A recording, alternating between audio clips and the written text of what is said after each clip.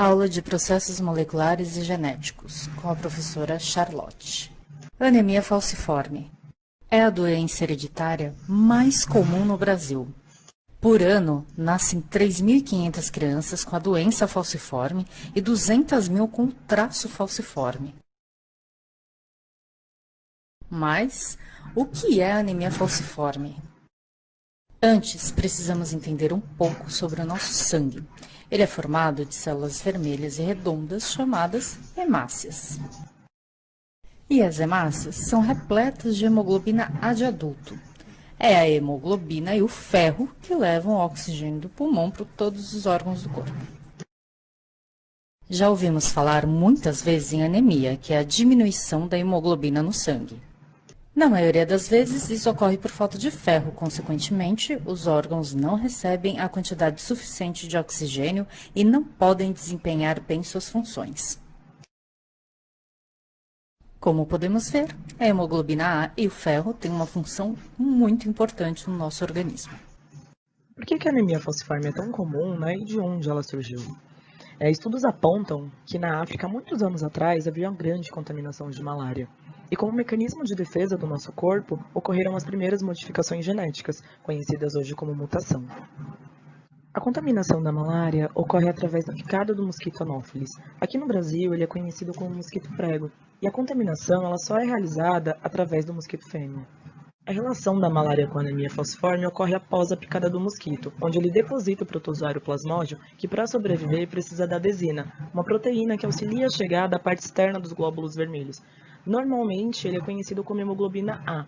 Porém, quem tem anemia falciforme, devido à mutação genética, ela possui hemoglobina S, em formato de foice, onde ela bloqueia o plasmódio, impossibilitando o acesso à parte externa do glóbulo, inibindo assim a infecção.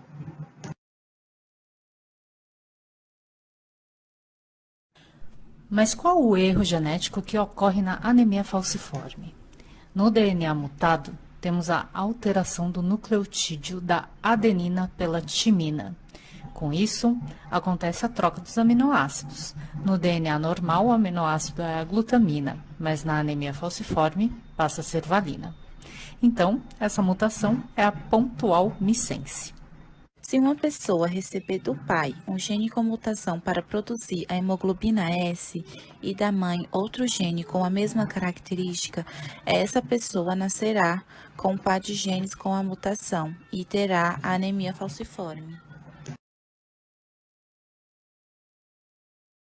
No traço falciforme, a criança recebe a mutação genética da célula falciforme de apenas um dos pais.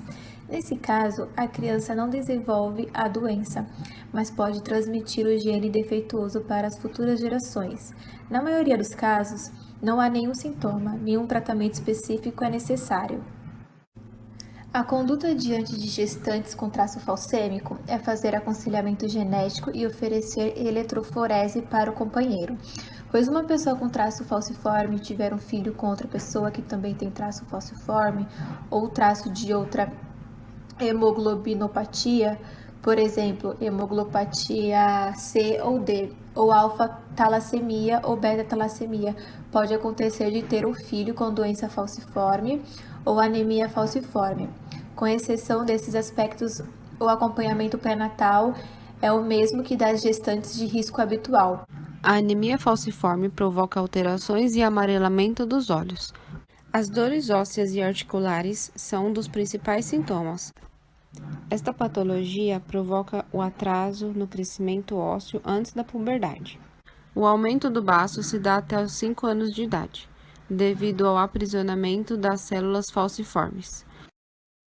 A síndrome mão-pé é causada por um processo inflamatório, que provoca inchaço nos punhos, dedos e tornozelos, e também pode causar vermelhidão no local.